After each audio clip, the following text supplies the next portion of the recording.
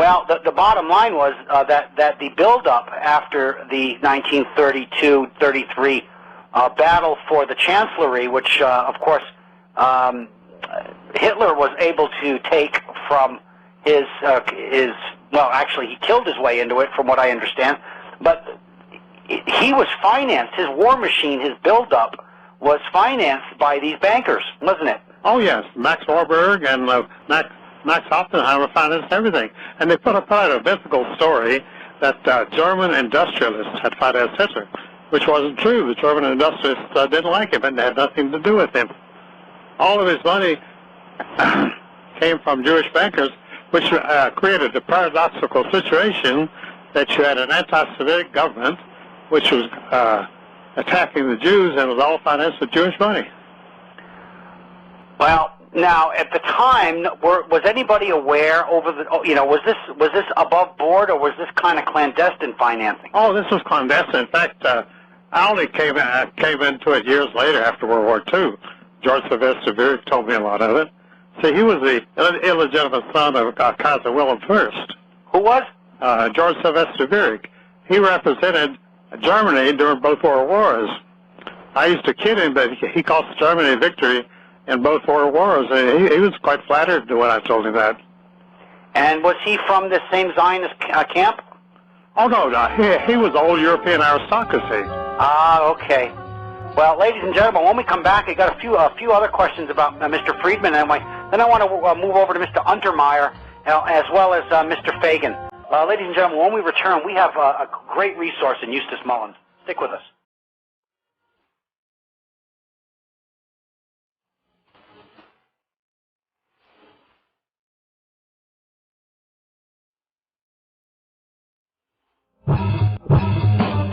And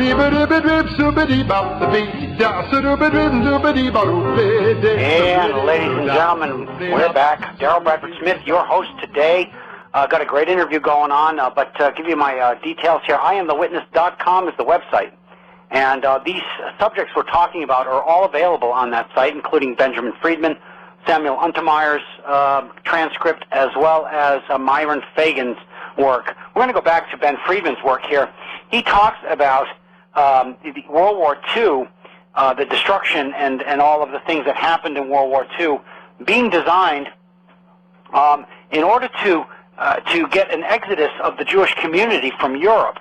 In other words, there was no event that was going to get them to migrate to the Middle East, to Palestine, and that these people, these megalomaniacs in charge, came up with a scheme that by having this hatred generated against the Jewish community, somehow they would get an exodus of this community, and by and large it worked, didn't it? Oh yes, in fact, Hitler was recruited by the World Zionists Organization in 1923. He had this whole movement in Germany wasn't going anywhere, and the World Zionist Organization cut a deal with him in 1923. They joined and worked together, and that's how the Nazi Party was created. So you see, the Holocaust itself was created entirely in the Jewish community. The rest of the world had no problem with Jewish people whatsoever. Well, their goal, though, was to get a population of them to get back into Palestine, and then to exercise that Balfour agreement they had made with the British, so that a homeland could be established. To what end was this being done? Why were they trying to set up this homeland, Eustace, in your view? Well, they figured this homeland was at the crossroads of the world, and that it would control the entire world. That's what it was like. It was about world of domination.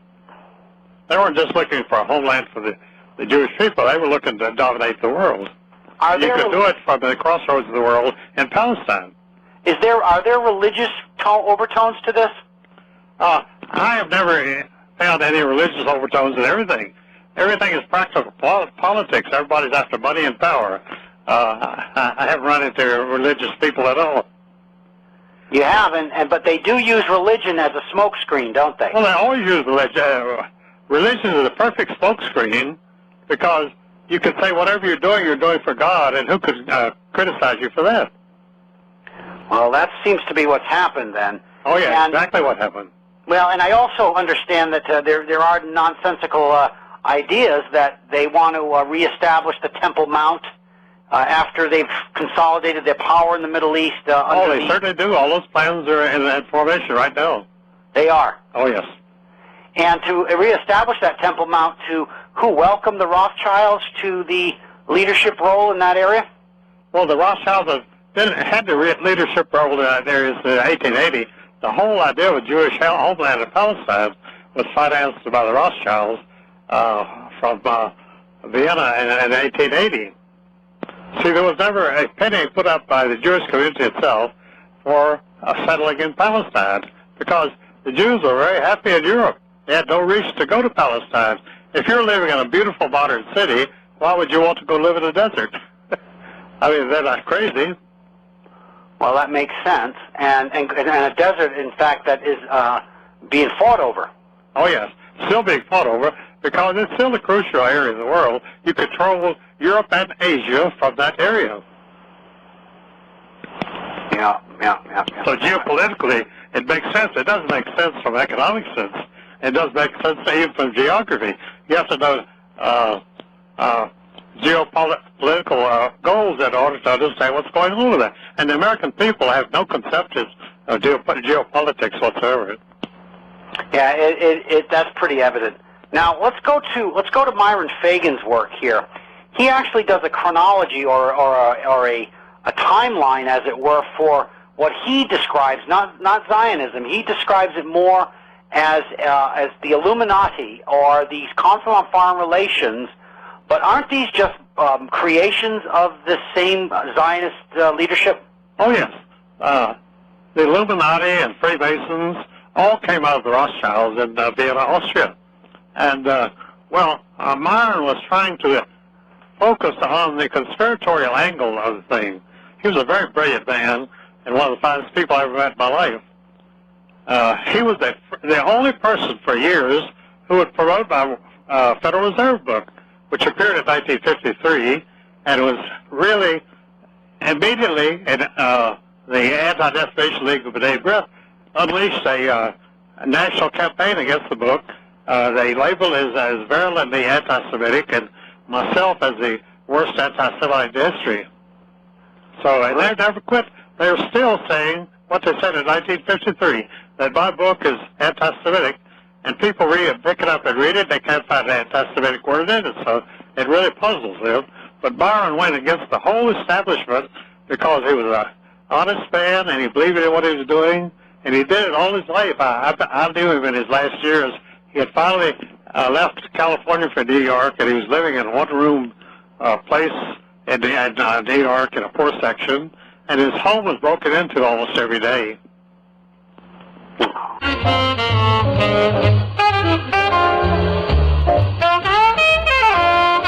And ladies and gentlemen, we're back. We've got a short segment here before our top of the hour break. There, Eustace, you'll have a couple of minutes to get a cup of tea or something at the top of the hour. But before we go to that break, I want to ask you a couple of questions here. About Ezra Pound.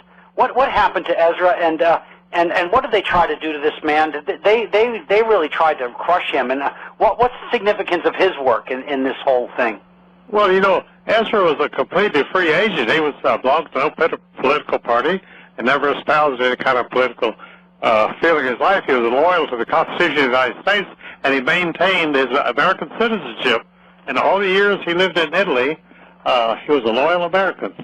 And that's how they indicted him for treason, because he was a loyal American. If he'd given up his American citizenship, they could never have touched him. Well, what were the reasons for indicting him? He was indicted by Alger Hiss, who was a specialist in treason. Oh. See, he was a personal assistant to Franklin D. Roosevelt. He was a KGB agent. And Ezra was quite anti-communist in those days, which most everybody was. I was too. And he was very critical of the communist slave system. So...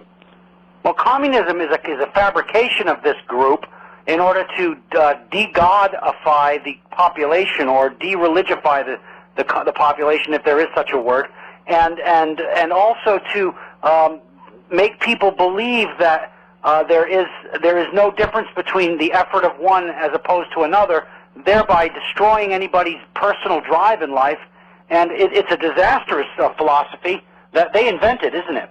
It's totally invented. In fact, the Rothschilds invented Zionism, fascism, Nazism, and communism, all in 1830 in Germany. And there's not a dime's worth of difference between any of them. Well, when we talk about this left-right difference in our political system and all the fighting that's going on, what Myron Fagan talks about is that these are fights that they propagate in order to keep people separated from each other so that no one ever fights the real fight, which is the haves against the have-nots and the powerful elite against the sheeple, the slaves down below. And that is still very much in force, isn't it?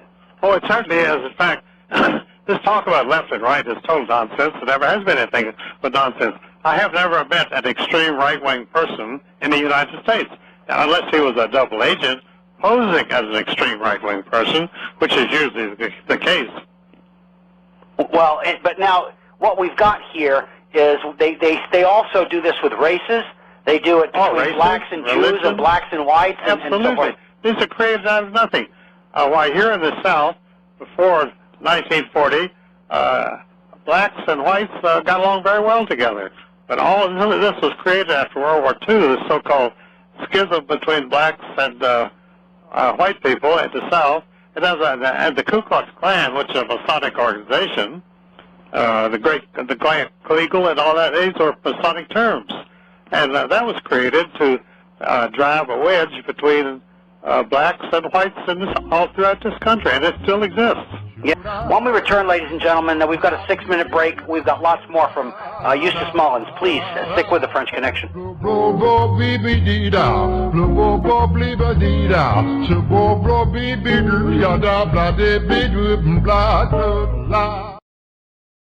Yeah, here I want to go on to another fellow here that's very instrumental in this because he never did turn sides. He was always on the bad guy side. His name is Untermeyer. Oh, Sammy Untermeyer, yeah. Yeah, and he was as tied into this as you can get. And he did a 1933 speech, boy, that I've got the transcript on my website here. It is very powerful in the way he uses the lie of the day to explain to his constituency within the Jewish Zionist community. When we come back, ladies and gentlemen, I want to ask Eustace about this gentleman, Untermeyer, this guy, this crazy man here, and see what we can't put together about him when we return on the French Connection.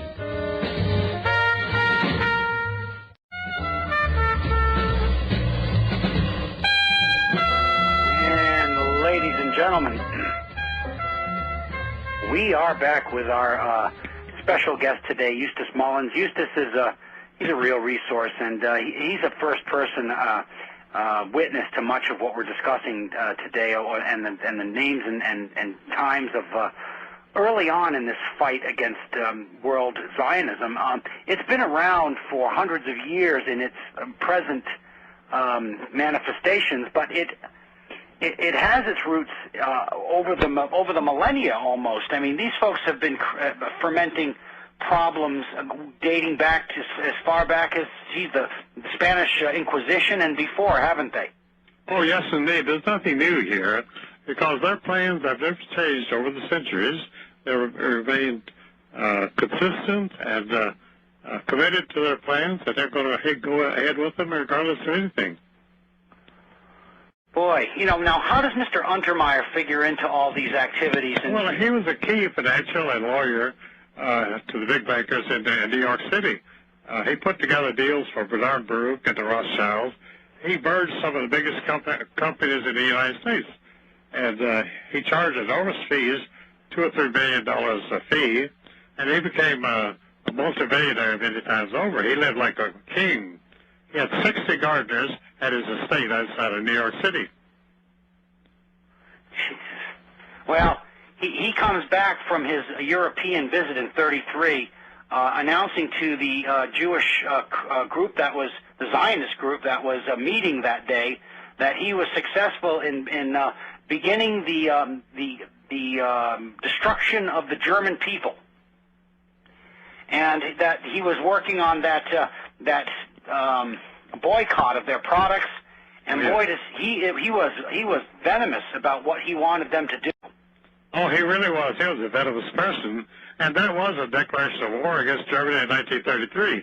So World War II was actually inaugurated by Samuel Adenauer in New York in 1933. Yeah, that was the day that the war was actually declared, wasn't it, against the German people? That was war. That was a declaration of war. Now, the fact that Hitler was stupid enough, or did he not, or did he know, that he was making a deal with Stalin not to have a non-aggression pact, and then turned around and went against that. Why? They were both being supported by the same group. Stalin had his Zionist money supporters, and so did Hitler. Well, because anybody that these people support, they support you in a given territory, but you cannot encroach on somebody else's territory. You see, when Hitler invaded Russia in June 1941, it was to stop Stalin from invading Germany in 1941, because Stalin had already committed all of his troops to attack Germany in September of 41. So Barbarossa was a plan to beat Stalin to the attack.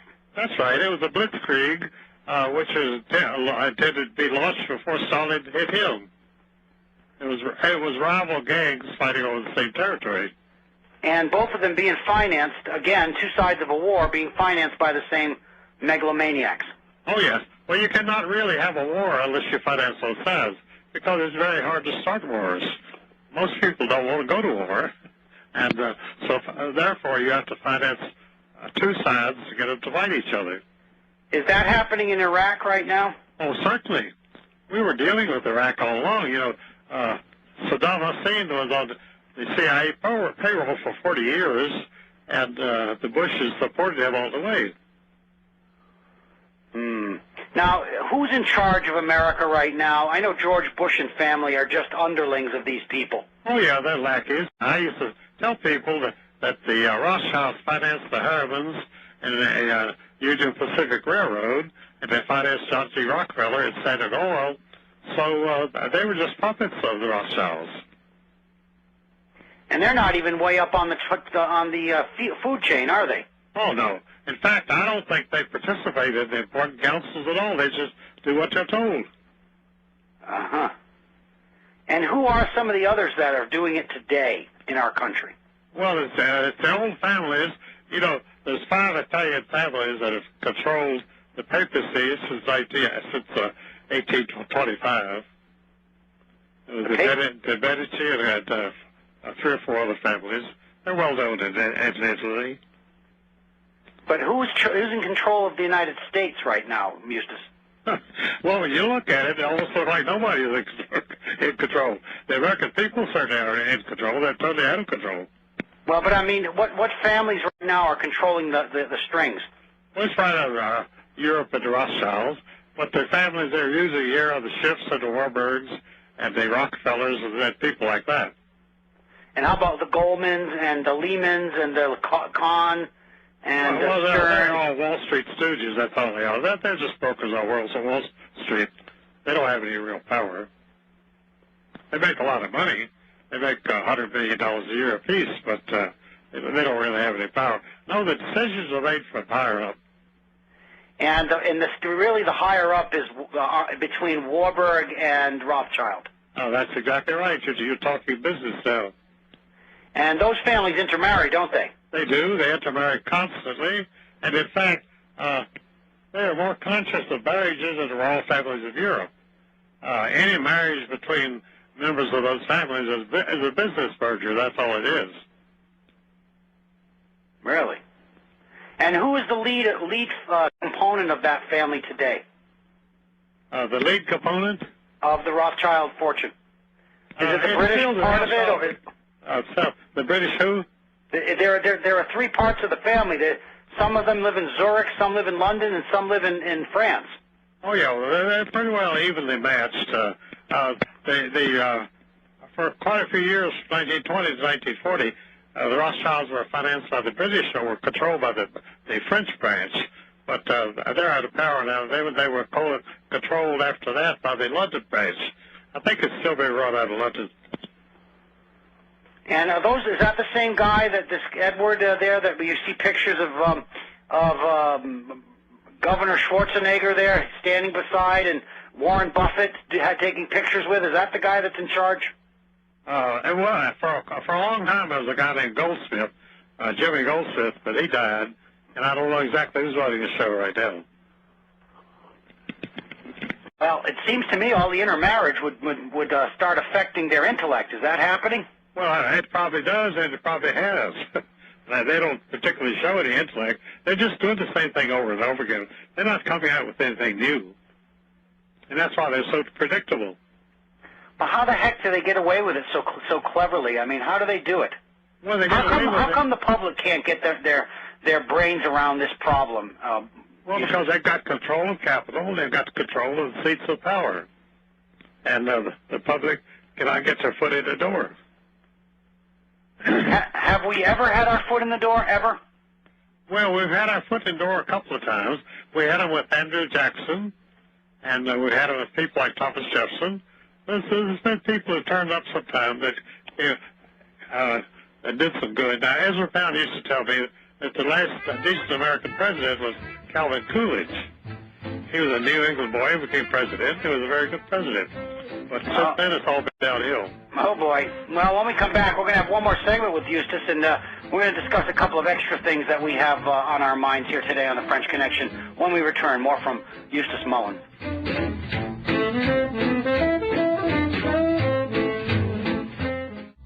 There's only one political party in the world today, and that's called the Nazis. And you say, well, Adolf Hitler died in 1945, and that was the end of the Nazi Party. But that's because you've never been told what the origin of Nazi is. NA is National Socialism, which was the German Nazis. And in 1923, there was a double agent who came to Hitler, and he said to Hitler, look, your Nazi party is not, your National Socialist Party is not getting off the ground. You need an alliance. And he suggested that they ally with the Zionist Party. So the NA of National Socialism joined with the Zionist Party in the World Zionist Party in 1923, and ever after was known as the Nazis, NAZI. The ZI was for Zionists, but of course no one knew that, because our popular mythology is that the terrible Nazis were attacking the Jews. But what we were never told is there was a great schism in the Jewish community of the world between the Zionists and the non-Zionists. You see, the non-Zionists were the Orthodox Jews who believed you could not have a Jewish state until the Jewish Messiah came. They didn't acknowledge Christ as Messiah, so they were waiting for their own Jewish Messiah to come. Then you would have a Jewish state, and that Jewish state would rule the world. But the Rothschilds in 1828 decided they couldn't wait for the Jewish Messiah, so they started what they called Reform Judaism under Moses Hess. And Reform Judaism said, yes, you can have a Jewish state before the Messiah comes. And the reason you could have it was the Rothschilds had made so much money, they said, we'll buy our own state. So the Rothschilds sent people out to the Middle East to have Jewish settlements, and which is today the state of Israel, totally created by the Rothschild money. And so Reform Judaism then became the cause of a great schism between Orthodox Jews and Reform Jews. Now, no one has ever told you this, I'm sure, but you think that the Jewish community is monolithic. In fact, it's split sharply down the middle. But even today, they have riots in the Jewish parliament between the Orthodox Jews and the Reform Jews. And they cannot agree on anything because the basic premise is a fundamental disagreement over whether a Jewish state should even exist today.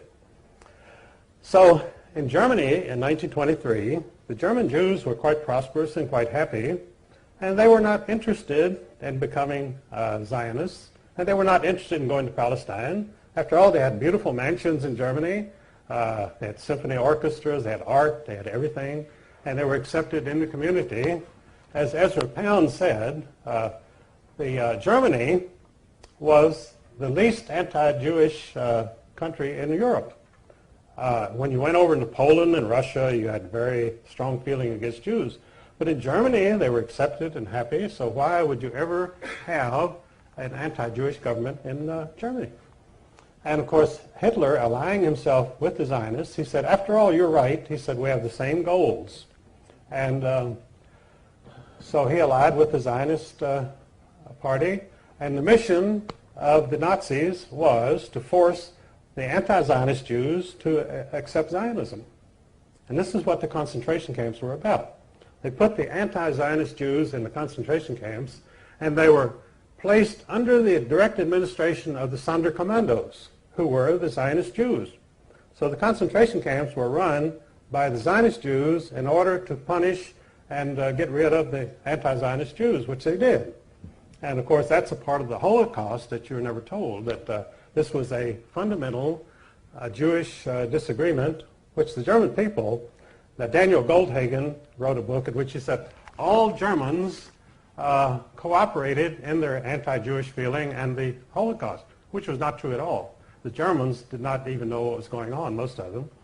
It's just like in the United States, when we were perfecting the atomic bomb and bombed Hiroshima and Nagasaki, the American people knew nothing about it. It was forbidden to mention the atomic bomb. I was serving in the Air Force at that time. We never heard of any atomic mission or atomic bomb until the bomb was dropped on Hiroshima. So you could say the American people are guilty of the greatest atrocity, the dropping of the atomic bomb on Japanese civilians. But that isn't true. The American people knew nothing about it. I knew nothing about it in the Air Force. And I was right there. So these things go on without the knowledge of the people or the approval of the people. But of course, they have to accept the results. These things happen, and you're stuck with it. So this is the real story of Zionism, that the Nazis. So then, well, if the Nazis had allied with Zionists, why didn't the Nazi Party survive? Well, what happened was, in 1945, after the German military was defeated, they brought in the German leaders, the German generals at the Nuremberg trials, tried and convicted and executed them.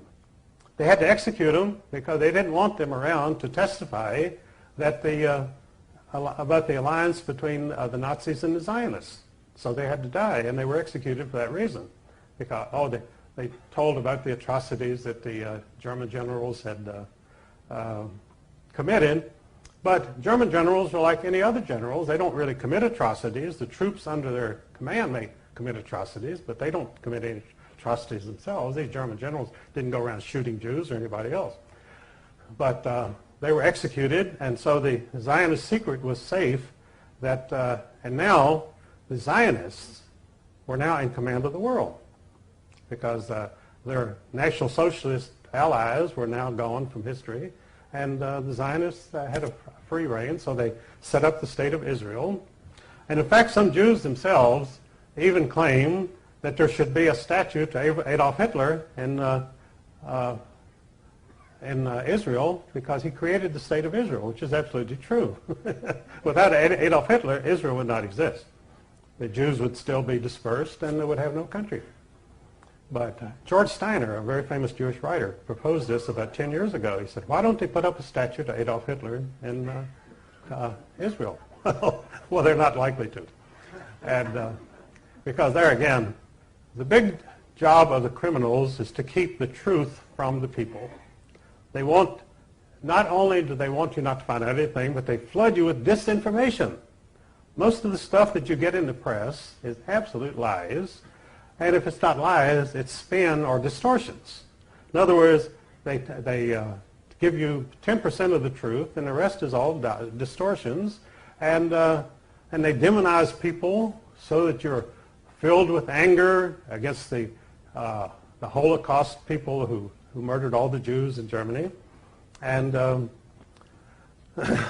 people do get very angry because of these things. And they don't even know what they're angry about because they're not told the facts. And never will be told the facts because the press is totally in the hands of the bankers. Because news is a high-budget, capital-intensive operation. You need a lot of money.